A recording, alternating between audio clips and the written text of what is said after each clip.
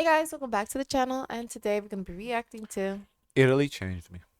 Ooh, how? Hey guys, welcome. Such a good title, isn't it? Not saying too much, make like Is it very good? Is it bad? yeah. Or You not? want to click it either way because it doesn't say too much, but it's also intriguing. What was the thumbnail? I don't know. Like, I don't know. Welcome to this deep expert talk stuff because later this year I will be celebrating 10 years since moving to Italy, and honestly, it sounds absolutely so she crazy loves to me it. because 10 it years. seems like a lifetime, and also at the same time it seems like I need to know if she has like an oven. Did it come with an oven? Did it come with a refrigerator? Which is why you had to stay for 10 years? Then it feels like I've spent my entire life here. This is a lot, and I'm still processing it because for me, 10 years sounds like a very long time. It's a long but also, time. I It think is a it long might be time. something that spending all of your 20s abroad does to you. Probably, I don't know.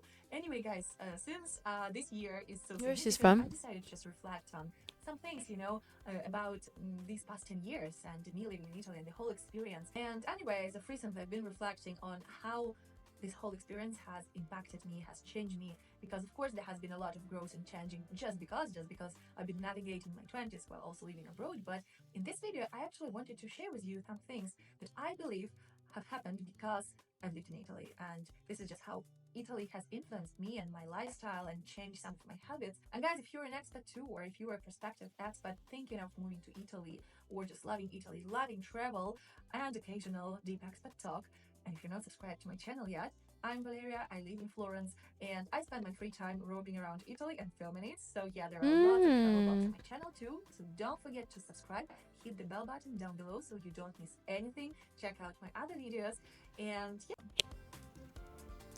Valeria. One of the things The name sounds Eastern, but could be.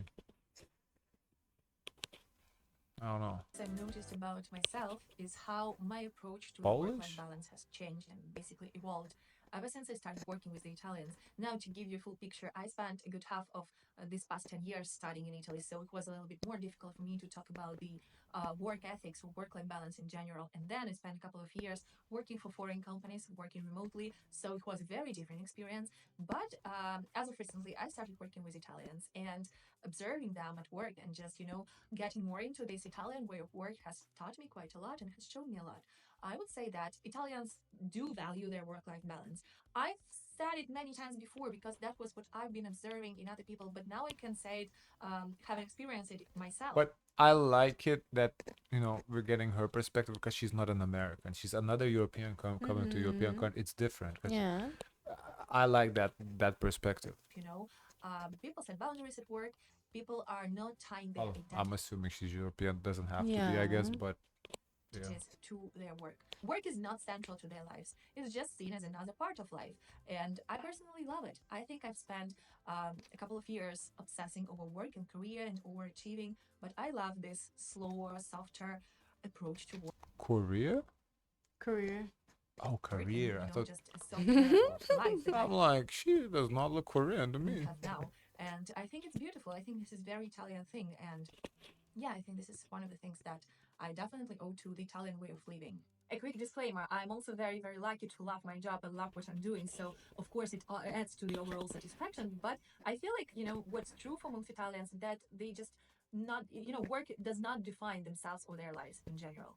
Now, moving on to the next thing that I've learned here in Italy, and I think I kind of adopted this habit, is the curiosity and hunger for artistic and historical knowledge. It makes total sense to me because when you live in a place like Italy, when you're surrounded by art, Makes sense. There's a lot of places to visit that history. So I would say like Italy and Greece would definitely have this effect on people because those are like two very, very historic places. art and history every day, it makes sense to want to learn about it. But also, I feel like the Italian educational approach that is very heavily humanitarian has something to do with it. Speaking from my own experience of studying in Italian university, but also from what I know about the Italian schools, a lot of time is dedicated to learning history and art history. But people tend to love it, and even when they're done with their formal education, they would still seek this knowledge. They would still learn more about their country, especially their country, but also You, come with me. Oh, Wicked is on Peacock. Cool. I feel like it's true for Italians traveling abroad as well. You will often see Italians in the museums reading the in-depth information, or they will often go on guided tours. And Italians love guided tours, that's a fact. But I love it, you know. I love how curious they are, how they always want to learn I something. mean, who doesn't love guided tours? When you come to a foreign place, it's easy. They take you to the best But place. for locals, I think she's saying Oh, do it too. yeah, for locals, I don't know, but like for internationals coming from another country, I think guided tours are perfect. New. And I think this has shaped me in so many ways, this love and appreciation for history and art. And I have definitely adopted the same habit of learning as much as I can, for example, about the place where I'm going, you know, and just, I love it. I think it's a beautiful habit to have. Another thing that I've noticed about myself is that I've become much more patient when it comes to the long waiting times or bureaucracy in general. I think I'm in this acceptance Wow. stage, you know, I just accepted the things as they are after 10 years and I plan accordingly. I don't expect the things to be resolved quickly, but I thinking about wonder it, you know, what's the like the typical, if there's like a typical time, like maybe is it like a year? I guess it would depend on the issue, but I would think months at least. Yeah, probably months. Mm. Because I think we saw somebody about like renting. She was talking her experience like renting, and she needed something, electricity or something, to her. She said like she couldn't do it online, had to go to one place, another place, something like that. I don't remember exactly the context, but it was that there was a lot like just physically going to places. There was no like online access to do that stuff. Yeah. I think I like it because it taught me to be a more laid back person in general and have this more of a go with the flow approach to life, which took time because naturally I'm a control freak, but you know, realizing and accepting that I can't I don't control know how I everything feel about has been that. so liberating, and I love it. It actually makes me smile every time I talk to new expats in Italy who struggle with bureaucracy and complain about the long waiting times. And when they see my approach to it, they I wonder 'Cause how I would feel. Yeah, I don't know. don't they pay high taxes or no? Well, whole Europe is fairly high taxed. I Yeah. was like, no, no. The way perspective is right now, I would want to get shit done. Like, yeah, if my money went going to you, my tax money going to you, should get shit done. So, but I guess if you set your peace with it, kind of accept it, you just like relax, don't worry about it. That's a nice, I guess, place to be in They too. should give like free coffee for the time period you're waiting. they would also ask me like, why are you so chill about it? And I'm just like, you know, I've accepted things as they are. So I think you come to this point eventually after. Yeah, that take accept coming to terms with it. It's a nice feeling to be. You don't, so you kind of like over. You don't worry about it. I guess that's nice. A long time of living in Italy, but it also translates into your approach to life in So, general, but when which they ask for for me your has been tax a huge money, revelation. they ask it immediately, no? Yeah, then well, Immediate. yeah, that Immediate. should be like, oh yeah, I'll pay you in 5 years. It's Yeah, if also it's something that I chill. love about this new version of me. One more thing that has happened to me because I've lived here for quite a long time, I am 100% sure of that, and I totally give credit to Italy, is the fact that I become a much more conscious eater and drinker too, because I'm definitely not a connoisseur, but I love learning about the Italian wines and be conscious about what I drink and of what I eat as well. I just feel like when you are aware of what you consume, it creates a totally different experience for you, totally different culinary experience for you. Like seasonal produce that is local, yes, I love this Italian habit, but I'm talking about how almost everything is made with as many local ingredients as possible.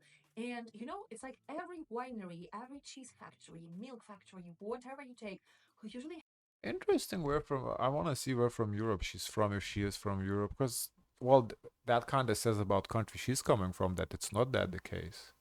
Mm. Because when we see these like Europe videos, not just Italy but like the whole Europe, they say this about the whole Europe, but clearly this contradicts that in some countries not like that. have this fascinating history behind. And whenever you visit them, you will be able to talk to the people who work there and see how passionate they are about what they do. And they will often tell you the story behind it, how this business, this food production has been in their family for centuries. Or on the contrary, they will proudly tell you that they are the first winemakers or whoever in their family. And I think it's fascinating. I love it so much. It just gives you a completely different experience when later I think you it's like, when you come from a place, you kind of take those things for granted.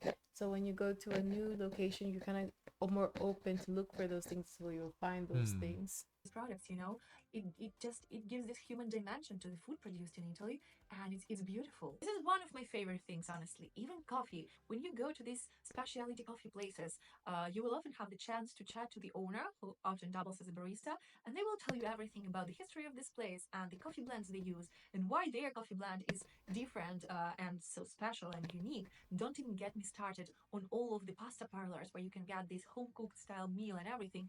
It's just a whole new level of eating in Italy, and I think that the more you live here, the I'm more you curious where learn she's about it, and from. Yeah, especially we'll check. if you I'm speak some interested too. Italian, so you can chat to all the people, even in Because if she is like, I guess from, ex-Soviet bloc, kind of makes sense a little bit because we don't have places that have been in the family for generations because everything was owned by the government. So only like in the 90s people could actually own stuff. So what the most the place could be like 30-35 years, you could be in your family. So Yeah. I kind of it's a little hard for me to like imagine what she's saying like that happening in Lithuania. That never would happen. So I do want to see where she's from. smaller places, which is also another reason why I always encourage prospective expats to learn at least some Italian, because it gives you this completely different experience, when you can communicate with the locals. It just, it's what life is like in Italy, because food is such an important part of Italian culture, but also the Italian economy. And when you interact with this, Like food is locally produced, like people try to buy local and all what she's saying, but like the whole experience where you're going like, oh, talk to the owner and say how it's been in the family for generations, yeah, that's just impossible.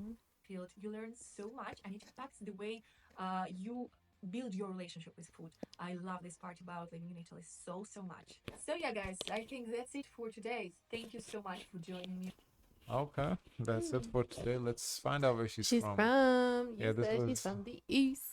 I does she say here, I'm Valeria, read a background in TV, From film the studies, Italy. She does not disclose what? where she's moving to Italy into. Oh, that's just the From? captures. Let's click on her profile, see what she's Italy, a full-time wanderer. She Oh, she does doesn't not disclose say. where she's from. How come? Oh no, Dramatically maybe expat. want to be a private person. Nothing wrong with that. Oh, okay. Oh, interesting. Yeah, I do. If guys, if you know where she's from, let us know. I do interesting. I'm interested in like what perspective she has. Where she's. Mm-hmm. Mm. Mm-mm.